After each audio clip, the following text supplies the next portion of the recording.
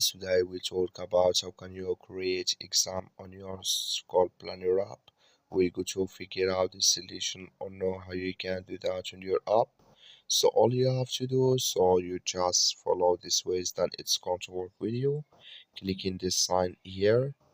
So then it's going to show for you a list like this here. Then all you have to do. Next, you just click here on exam here, then it's going to take you to this list. You add here a title and add here date, then add time and duration, add remainder here, add subject, then add category, and here add achievements, then here add a notch, and here subtask, you add it here.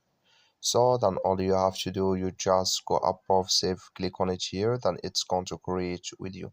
That's all you have to do. That's all. Thank you for watching. Don't forget to support us by liking and subscribe.